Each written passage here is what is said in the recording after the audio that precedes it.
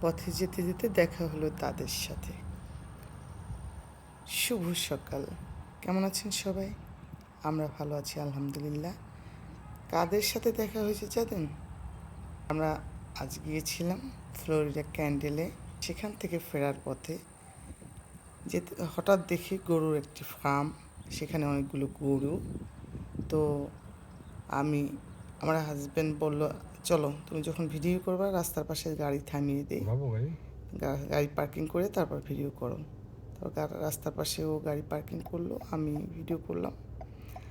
এবং ভিডিও করার সময় আমি খেয়াল করিনি যে কেউ একজন আমাকে ফলো করছিল।